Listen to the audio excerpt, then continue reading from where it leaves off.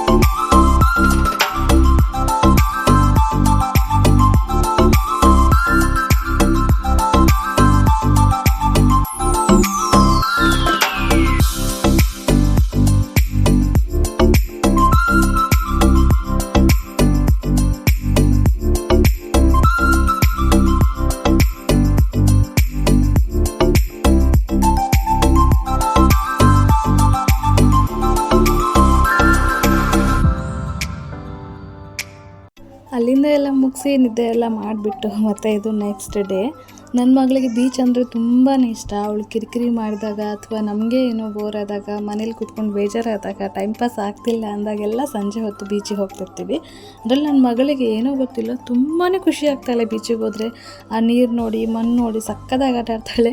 ಅದಕ್ಕೆ ಒಂದು extra pure ಡ್ರೆಸ್ಸನ್ನು ತೊಗೊಂಡು ಹೋಗಿರ್ತೀವಿ. ಅವಳನ್ನೆಲ್ಲ ಫುಲ್ ಸಕ್ಕತ್ತಾಗಿ ಮನೇಲಿ ಆಡಿಸಿ ಫೋಟೋ ಎಲ್ಲ ತೊಗೊಂಡು ವೀಡಿಯೋ ಎಲ್ಲ ಮಾಡಿ ನಂತರ ಅವಳು ಮನೇಲಿ ಆಟ ಆಡೋಕೆ ಬಿಟ್ಬಿಡ್ತೀವಿ. ಬರಬೇಕಾದ್ರೆ ಅದೇನಿಲ್ಲ ಸ್ವಲ್ಪ ಸ್ನಾನ ಎಲ್ಲ ಮಾಡಿಸ್ಕೊಂಡು ಕೈಕಾಲೆಲ್ಲ ತೊಳ್ಕೊಂಡು ಬೇರೆ ಬಟ್ಟೆ ಹಾಕ್ಸ್ಕೊಂಡು ಕರ್ಕೊಂಡು ಬರ್ತೀವಿ.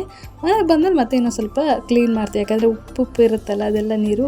ಹಾಗಾಗಿ ಎಷ್ಟು ಖುಷಿಯಿಂದ ಆಡ್ತಿದ್ದಾಳೆ ಅಂದರೆ ನನ್ನ ಮಗಳು. ಅವಳು ಪ್ರತಿ ಸಲ ಬೀಚಿಗೆ ಹೋದರೂ ಅಷ್ಟೇ ಸೇಮ್ ಎಕ್ಸೈಟ್ಮೆಂಟ್, ಸೇಮ್ ಜೋಶಲ್ಲೇ ಇರ್ತಾಳೆ ಯಾವಾಗಲೂ. ಹಾಗಾಗಿ ನಾವು ಅವಳನ್ನ ಮತ್ತೆ ಪದೇ ಕರ್ಕೊಂಡು ಹೋಗೋಣ, ಅವಳು ಖುಷಿ ಪಡ್ತಾಳಲ್ಲ ಅಂತೇಳಿ ಅನಿಸುತ್ತೆ. ಹಾಗಾಗಿ ಹೋಗಿದ್ವಿ. ಸಾಯಂಕಾಲ ಹೊತ್ತು ಹೋಗಿ ಸ್ವಲ್ಪ ಹೊತ್ತಿದ್ದು ಆರಾಮಲ್ಲಿ ಕೂತ್ಕೊಂಡು ಟೈಮೆಲ್ಲ ಸ್ಪೆಂಡ್ ಮಾಡಿ ಬಂದ್ವಿ. ತುಂಬಾ ಚೆನ್ನಾಗಿತ್ತು ದಿನ. ಹಾಗೆ ನಾನು ಯೂಟ್ಯೂಬ್ ಸ್ಟಾರ್ಟ್ ಮಾಡಬೇಕು, ವ್ಲಾಗ್ ಮಾಡಬೇಕು, ರೀಲ್ಸ್ ಹಾಕಬೇಕು ಅಂತ ಅಂದ್ಕೊಂಡಾಗ ಎಷ್ಟು ಜೋಶಿತ್ತೋ ಆ ಜೋಶೆಲ್ಲ ಈಗ ಹೋಗಿದೆ.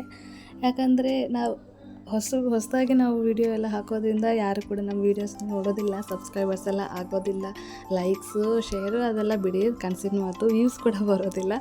ಹಾಗಾಗಿ ಎಲ್ಲೋ ಒಂದು ಕಡೆ ಬೇಜಾರಾಗಿ ವೀಡಿಯೋಸ್ ಎಲ್ಲ ಮಾಡೋದು ಬೇಡ ಅಂತೇಳಿ ಒಂದು ಸಲ ಅನಿಸುತ್ತೆ. ನನ್ನ ಫ್ರೆಂಡ್ಸ್ನವರೆಲ್ಲ ಹೇಳ್ತಾರೆ, ವಾಡು ವೀಡಿಯೋಸ್ ಎಲ್ಲ ಹಾಕು, ನಾವೆಲ್ಲ ಸಪೋರ್ಟ್ ಮಾಡ್ತೀವಿ ಅಂತೇಳಿ. ಅದು ಬಾಯಲ್ಲಿ ಮಾತ್ರ ಸಪೋರ್ಟ್ ಮಾಡ್ತೀವಿ ಅಂತ ಹೇಳ್ತೀವಿ, ಆಗೋದಿಲ್ಲ ಫ್ರೆಂಡ್ಸ್. ಅದ್ರ ಬದಲು ನೀವು ವೀಡಿಯೋನ ಹಾಗೆ ನೋಡಬೇಕಾಗತ್ತೆ. ಅದಕ್ಕೆ ಈ ಯೂಟ್ಯೂಬ್ ಮಾಡೋದು ಅಂತ ಅದಕ್ಕೆ ಅದರದ್ದೇ ಆದ ರೂಲ್ಸ್ಗಳೆಲ್ಲ ಇರುತ್ತೆ. ಇಷ್ಟು ವಾಚ್ ಟೈಮ್ ಎಲ್ಲ ಆಗಬೇಕು, ಹಾಗೆ ಹೀಗೆ ಅಂತೇಳಿ ಅದನ್ನೆಲ್ಲ ಕಂಪ್ಲೀಟ್ ಮಾಡಬೇಕು ಅಂದರೆ ವೀಡಿಯೋಸ್ನ ನೋಡಬೇಕು. ನೀವು ವೀಡಿಯೋಸ್ಗಳನ್ನ ನೋಡಿ ನನಗೆ ಸಪೋರ್ಟ್ ಮಾಡಬೇಕು. ಅದು ಅಷ್ಟೇ ಅಲ್ಲ, ಅಕಸ್ಮಾತ್ ನಿಮಗೆ ನನ್ನ ವೀಡಿಯೋನ ನೋಡೋದಕ್ಕೆ ಏನಾದರೂ ಬೇಜಾರು ಆಗ್ತಾ ಇದ್ದರೆ, ರಾತ್ರಿ ಹೊತ್ತು ನೀವು ಮಲಗಬೇಕಾದ್ರೆ ನಿಮ್ಮ ಡಾಟಾ ಎಲ್ಲ ವೇಸ್ಟ್ ಆಗ್ತಿರುತ್ತಲ್ಲ, ಆಗ ನನ್ನ ವೀಡಿಯೋನ ಆನ್ ಮಾಡಿ ಬಿಟ್ಬಿಡಿ. ಅದರಷ್ಟಕ್ಕೆ ಅದು ವೀಡಿಯೋ ಬಡ್ಕೊಂಡು ಮತ್ತು ಆಫ್ ಆಗಿ ನಿಮ್ಮ ಫೋನು ಆಫ್ ಆಗುತ್ತೆ, ನೀವು ಮಲ್ಕೊಂಡಿರ್ತೀರ. ಅಷ್ಟೇನಾದರೂ ಮಾಡಿ ನನಗೆ ಹೇಗಾದರೂ ಒಟ್ಟಿನಲ್ಲಿ ಮಾಡಿ ಸಪೋರ್ಟ್ ಮಾಡಿ. ನಿಮ್ಮ ಹತ್ರ ಹೇಳಬೇಕು ಅಂತ ಅನ್ನಿಸ್ತು, ಹೇಳಿದೆ. ಸಪ್ರೇಟಾಗಿ ಒಬ್ಬೊಬ್ಬರಿಗೆ ನಾನು ವಾಟ್ಸಪ್ಪಲ್ಲಿ ಮೆಸೇಜ್ ಕೂಡ ಮಾಡಿರ್ತೀನಿ ಅಥವಾ ನನ್ನ ವೀಡಿಯೋಸ್ನ ಶೇರ್ ಕೂಡ ಮಾಡಿರ್ತೀನಿ. ಕೆಲವು ಸಲ ನೋಡೋದಿಲ್ಲ, ಕೆಲವು ಸಲ ನೋಡ್ತೀರಾ. ನನಗೆ ಹೇಗೆಂದರೆ ಏನಾದರೂ ಒಂದು ಕೆಲಸ ಮಾಡೋದಕ್ಕೆ ಏನಾದರೂ ಒಂದು ಮೋಟಿವೇಶನ್ ಥರ ಬೇಕು. ಏನಾದರೂ ಒಂದೆರಡು ಕಮೆಂಟ್ಗಳು ಅಥವಾ ಲೈಕ್ಸ್ಗಳು ಅಥವಾ ವ್ಯೂಸ್ಗಳು ಸ್ವಲ್ಪ ಜಾಸ್ತಿ ಬಂದರೆ ಸಾಕು, ಆವತ್ತು ತುಂಬಾ ಜೋಶ್ ಇರುತ್ತೆ ಏನಾದರೂ ನೆಕ್ಸ್ಟ್ ವೀಡಿಯೋ ಮಾಡೋಣ ಅಂತ ಅಂದ್ಕೊಂಡು. ಅಕಸ್ಮಾತ್ ನಾನು ಹಾಕಿರೋ ವೀಡಿಯೋಕ್ಕೆ 10-20 ವ್ಯೂಸ್ ಎಲ್ಲ ಬಂದು ಅದು ಒಂಥರ ಬೇಜಾರಾಗಿ ಮತ್ತು ಇನ್ನೊಂದು ವೀಡಿಯೋ ನೆಕ್ಸ್ಟ್ ವೀಡಿಯೋ ಮಾಡೋಣ ಅಂತೇಳಿ ಅನಿಸೋದೇ ಇಲ್ಲ. ಏನು ಇವಳು ಹೀಗೆಲ್ಲ ಹೇಳ್ತಿದ್ದಾಳೆ ಈ ವಿಡಿಯೋದಲ್ಲಿ ಇವತ್ತು ಅಂತೆಲ್ಲ ಅಂದ್ಕೊಳ್ಳೋಕೆ ಹೋಗಬೇಡಿ. ಯಾಕಂದರೆ ನನ್ನ ವೀಡಿಯೋಸ್ನ ಯಾರೆಲ್ಲ ನೋಡ್ತಿರೋ, ಸಬ್ಸ್ಕ್ರೈಬರ್ಸ್ ಅಂತೇಳಿ ಯಾರೆಲ್ಲ ಇದ್ದಿರೋ ಅವರೆಲ್ಲರೂ ನನ್ನ ಫ್ರೆಂಡ್ಸೇ, ಬೇರೆ ಯಾರಿಲ್ಲ. ಬೆಟರ್ ನನ್ನ ಫ್ಯಾಮಿಲಿಯವ್ರಸೇ ಅಷ್ಟೇ ಇರೋದು. ಅಟ್ಲೀಸ್ಟ್ ಸಬ್ಸ್ಕ್ರೈಬ್ ನೀವು ಮಾಡಿದ್ದೀರಿ ಅಲ್ಲ, ನಾನೇ ಕಾಡಿಬೇಡಿ ಸಬ್ಸ್ಕ್ರೈಬ್ ಮಾಡಿಸ್ಕೊಂಡಿರೋದು ಒಪ್ಕೋತೀನಿ. ಆದರೆ ಸಬ್ಸ್ಕ್ರೈಬ್ ಮಾಡಿದ್ದೀರಿ ಅಲ್ವಾ, ಜಸ್ಟ್ ಅವರಾದರೂ ನೋಡಿ ಅಲ್ಲ, ಸ್ವಲ್ಪ ನನಗೂ ಖುಷಿಯಾಗುತ್ತೆ. ಇದೊಂದು ಸಣ್ಣ ಹೆಲ್ಪ್ ಮಾಡಿ ನನಗೆ. ಎಲ್ಲರೂ ಕೂಡ ಅಟ್ಲೀಸ್ಟ್ ಸಬ್ಸ್ಕ್ರೈಬ್ ಮಾಡಿರೋದಾದರೂ ನನ್ನ ವೀಡಿಯೋಸ್ನ ನೋಡಿ ಲೈಕ್ ಮಾಡಿ ಹೋಗಿ ಅಲ್ಲ. ಕೆಲಸ ಎಲ್ಲ ನೋಡ್ತೀರಿ, ನೀವೇ ನೋಡೋದು, ನನ್ನ ಫ್ರೆಂಡ್ಸ್ನವರೇ ನೋಡೋದು, ನನಗೆ ಗೊತ್ತಿದೆ. ನೀವು ನೋಡ್ತೀರಿ, ಲೈಕ್ ಯಾಕೆ ಮಾಡೋದಿಲ್ಲ? ಲೈಕ್ ಮಾಡಿ ಅಂತೆಲ್ಲ ನಂಗೆ ಸ್ವಲ್ಪ ಮೋಟಿವೇಶನ್ ಬರುತ್ತೆ. ಅಟ್ಲೀಸ್ಟ್ ನೀವು ಇಷ್ಟು ಜನ ನೋಡಿದ್ದೀರಾ, ನಿಮ್ಗೆ ಇಷ್ಟ ಆಗಿದೆ, ಇಷ್ಟ ಆಗಿಲ್ಲ ಅಂದ್ರೆ ಪರವಾಗಿಲ್ಲ, ಲೈಕ್ ಮಾಡಿ. ಒಂಥರ ನನಗೊಂಥರ ಮೋಟಿವೇಶನ್ ಸಿಗುತ್ತೆ ನೆಕ್ಸ್ಟ್ ವೀಡಿಯೋ ಮಾಡೋಣ ಅಂತ ಅಂದ್ಕೊಂಡು. ಇದಾಗಿತ್ತು ಇವತ್ತಿನ ನನ್ನ ದಿನ. ಇಷ್ಟ ಆಗಿದ್ದರೆ ಲೈಕ್ ಮಾಡಿ. Thank you.